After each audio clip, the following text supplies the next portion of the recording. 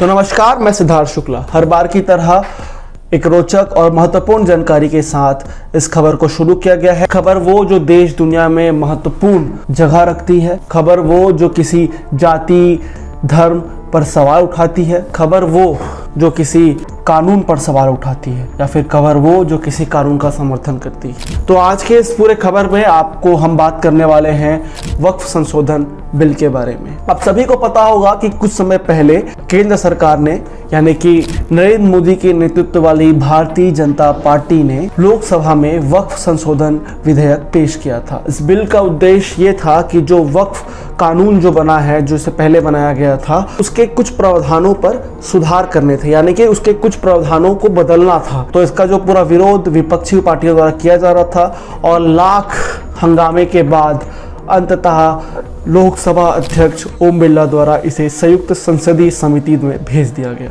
विपक्ष के इस पर क्या आरोप हैं? क्या ये विधेयक वाकई में सही है या फिर ये विधेयक किसी धर्म विशेष को नुकसान पहुंचाता है या नहीं पहुंचाता है? इसकी पूरी जानकारी हम आपको इस खबर में देने वाले हैं। खबर थोड़ी लंबी है लेकिन बहुत महत्वपूर्ण जानकारी और बहुत काम की जानकारी आपको मिलने वाली है, तो प्लीज़ अंत तक इस वीडियो को देखिएगा। खबर भले लंबी है लेकिन सुनने में, देखने में और समझने में बहुत मजा आने वाला है। तो देखिए, समझिए, संयुक्त संसदीय समिति में विपक्ष द्वारा इस पूरे बिल का विरोध करने के दो महत्वपूर्ण बिंदु हैं। पहला ये कि संयुक्त संसदीय समिति विपक्ष को इस बिल पर विचार करने का पर्याप्त समय नहीं मिला, और एक कारण ये भी है कि दिल्ली में विधानसभा चुनाव है, तो कहीं ना कहीं विपक्ष इस बिल को काफ़ी हंगामे और एक नया राजनीतिक मोड़ देकर पेश करना चाहती है। और दूसरा जो बिंदु है वो ये है कि यह जो बिल है वो मुस्लिम समुदाय के मौलिक अधिकारों का हनन करती है। अनुच्छेद 13, 25, 26 और 29 में खासतौर पे इसका जिक्र है। अब ये समझिए, जो हम आपको बोलना शुरू में मैंने कहा था कि यह बिल सही है कि गलत है, यह बिल किसी समुदाय को नुकसान पहुंचाती है कि नहीं पहुंचाती है, या फिर ये बिल भले समुदाय को थोड़ा बहुत नुकसान पहुंचाती हो लेकिन देश हित में है कि नहीं है। ये पूरी चीज़ों को समझने के लिए आपको इस बिल को राजनीतिक उठापटक से दूर होकर एक विस्तार रूप से इस बिल को समझने की ज़रूरत है। तो शुरू करते हैं शुरुआत से। तो सबसे पहले समझिए कि वक्फ होता क्या है। जैसे हमारे हिंदू धर्म में लोग अपने इच्छा अनुसार किसी मंदिर में जाकर दान दे देते हैं और उसे स्वेच्छा दान कहा जाता है, या फिर अन्य किसी प्रकार का दान कहा जाता है। उसी प्रकार मुस्लिम जो समुदाय है वो जो दान करती है उसे कहते हैं वक्फ। इसीलिए इसके आधार पर एक वक्फ बोर्ड बनाया गया और फिर ये कानून में बदल गया। और ऐसा नहीं है कि वक्फ बोर्ड को लेकर पहली बार कोई बिल पेश किया गया है या फिर संसद में पहली बार इसको लेकर चर्चा हो रही है। नेहरू सरकार ने 1954 में, नरसिम्हा राव की सरकार ने 1995 में और मनमोहन सिंह जी की सरकार ने इस कानून को लेकर काफ़ी सारे बदलाव किए गए थे। अब अगर इसे मोटा मोटा और इसके मुख्य बिंदु को पकड़ेंगे तो इन कानूनों में मुख्य रूप से अगर देखा जाए तो सिविल अदालतों का क्षेत्रीय अधिकार खत्म कर दिया गया था। तो सबसे पहले समझिए कि वक्फ दिया कहाँ जाता है। तो जैसे हिंदू धर्म में अनाथालय, मंदिर या फिर अन्य हिंदू धार्मिक स्थानों पर इच्छा दान दिया जाता है, उसी प्रकार जो वक्फ है वो मुस्लिम समुदाय द्वारा कब्रिस्तान, मदरसा, मस्जिद जैसे अनाथालय ऐसे स्थानों पर दान किया जाता है। अब इसे लेकर बवाल क्यों हो रहा है, या फिर इस बिल को संशोधन करने की मांग क्यों सरकार द्वारा की जा रही है और क्या है पूरा मामला, इसको समझने के लिए पहले आपको ये रिपोर्ट समझना पड़ेगा जो मैं आपको बताने जा रहा हूँ। Waqf asset management system of India online data portal के नवीनतम डाटा के अनुसार वक्फ के पास 8.65 लाख संपत्तियों के तहत लगभग 9.4 लाख एकड़ जमीन है। 50% वक्फ संपत्तियों के बारे में सही जानकारी उपलब्ध नहीं है और 9% संपत्तियों में अवैध निर्माण से जुड़े 32,000 मामले चल रहे हैं।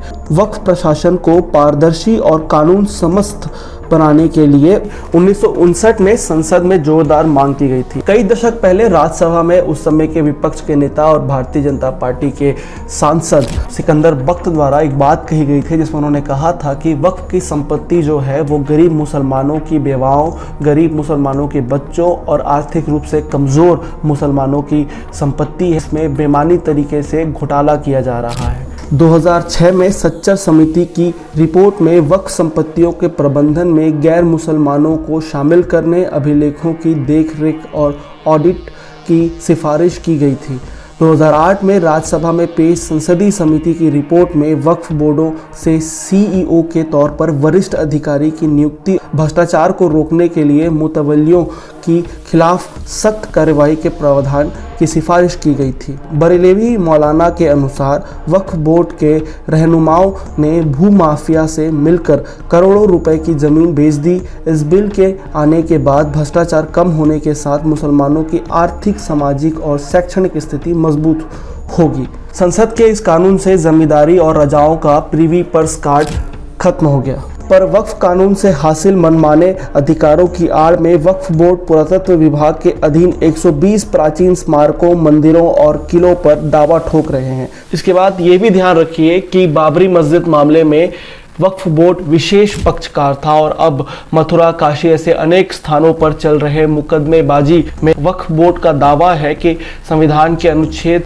5वीं और 6वीं अनुसूची के अनुसार अनुसूचित जनजाति के लोगों पर उन संपत्तियों पर भी वक्फ बोर्ड के विशेष दावे हैं। ये भी ध्यान रखिए कि कर्नाटक वक्फ बोर्ड ने अपने अधिकार क्षेत्र से परे हटकर लोगों को मैरिज सर्टिफिकेट देना शुरू कर दिया था, जिस पर कर्नाटक हाई कोर्ट ने 2024 में रोक लगा दी। अब इसके साथ ये भी समझिए कि अभी तो हमने आपको बताया कि वक्फ क्या होता है शुरुआती वीडियो में। अब ये भी समझिए कि वक्फ दान कौन कर सकता है।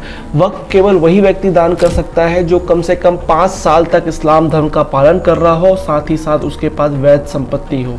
यानी कि जो व्यक्ति कम से कम 5 साल से इस्लाम का पालन नहीं कर रहा है और जिसके पास वैध संपत्ति नहीं है, वो व्यक्ति वक्फ नहीं कर सकता है। साथ ही जो व्यक्ति वक्फ कर रहा है उसे वेबसाइट पर वक्फ संपत्ति का विवरण देना भी आवश्यक है। स्वतंत्र ऑडिट और केंद्रीय पोर्टल के माध्यम से संपत्तियों के अनिवार्य पंजीकरण के प्रावधान से वक्फ के मौलिक दावों पर लगाम के साथ मुकदमेबाजी में कमी आएगी। ये बदलाव संपत्ति पंजीकरण, स्टाम्प ड्यूटी और लिमिटेशन कानून के भी अनुरूप है। आपको ध्यान होगा कि शहबानो मामले में कट्टरपंथी ताकतों के दबाव में राजीव गांधी सरकार ने सुप्रीम कोर्ट के एक फैसले को पलट दिया था। अब मैं आपको सिर्फ यही कहना चाहूँगा कि इतिहास से सबक लीजिए और गलत चीज़ों का विरोध कीजिए, क्योंकि अगर आप आवाज़ नहीं उठाएंगे तो आपके ही समुदाय के कट्टरपंथी व्यक्तियों को एक हौसला मिल जाता है और वो आपके ही सर पे चढ़ के नाचना शुरू कर देते हैं। इसके साथ ही आपको पता होगा कि भारत में दिल्ली सहित कई राज्यों में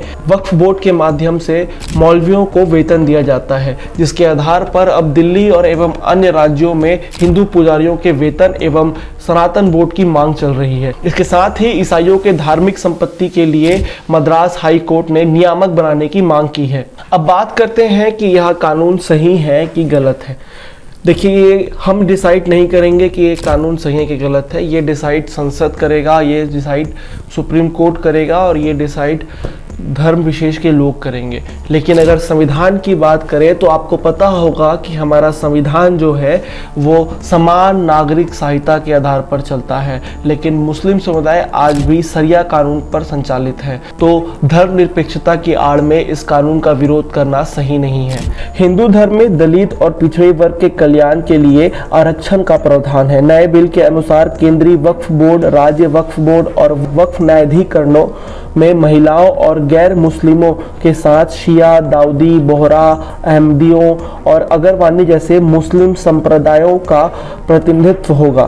वक्फ कानूनों में बदलाव से मुस्लिम समाज के पसमानदा और ओबीसी जातियों का वक्फ संपत्तियों पर प्रबंधन में बेहतर भूमिका के साथ आमदनी में सही हिस्सेदारी मिलेगी। इस्लामिक देशों में कई दशक पहले फैमिली वक्फ खत्म कर दिया गया था। नए बिल में फैमिली वक्फ में महिलाओं को प्रगतिशील तरीके से अधिकार दिए गए हैं। अब देखिए कि पुरानी सरकारों द्वारा जो वक्फ कानून पर बदलाव किए थे उसके अनुसार अगर सरकारी या गैर मुस्लिम संपत्ति पर अधिग्रहण का कोई मामला था, उसके लिए आपको वक्फ ट्रिब्यूनल के पास ही जाना पड़ता था। इस पर कोर्ट का कोई भी अधिकार नहीं था। अब नए बिल के अनुसार अगर आपको किसी भी प्रकार का कोई भी अधिग्रहण मामला दर्ज कराना है तो आप कोर्ट के पास भी जा सकते हैं। यह पूर्ण रूप से संविधान के अनुरूप है। भूमि राज्यों का विशेष है, इसलिए वक्फ कानून में बदलाव से पहले सभी राज्यों के साथ पर्याप्त विमर्श होना चाहिए। विपक्ष सांसदों ने अनेक बिंदुओं पर आपत्तियां दर्ज कराई है। कानून पारित होने से पहले इन सभी बातों का ध्यान नहीं रखा गया तो कानून बनाने के बाद वक्फ मामला अदालतों में उलझ सकता है। इसलिए सरकार को विपक्ष की बातों को भी ध्यान से सुनने की जरूरत है। इसके साथ ही एक बहुत ही महत्वपूर्ण बात कि यह जो पूरी खबर जो तैयार की गई थी वो सुप्रीम कोर्ट के वकील विराग गुप्ता द्वारा लिखे गए एक आर्टिकल से तैयार की गई थी, यानी कि यह पूरी खबर उनकी ही लिखी गई है। इस पे हमारा कोई भी हस्तक्षेप नहीं है। यह पूरी खबर को बताने का उद्देश्य सिर्फ और सिर्फ आपको एक महत्वपूर्ण जानकारी देने का था। अगर हमारे किसी भी बात से या फिर हमारे किसी भी वाक्य से आपको बुरा लगा हो तो उसके लिए हम हाथ जोड़कर माफ़ी चाहते हैं। और अगर आपको यह खबर अच्छी लगी हो तो प्लीज़ हमारे YouTube चैनल पर जाके हमें सब्सक्राइब करें।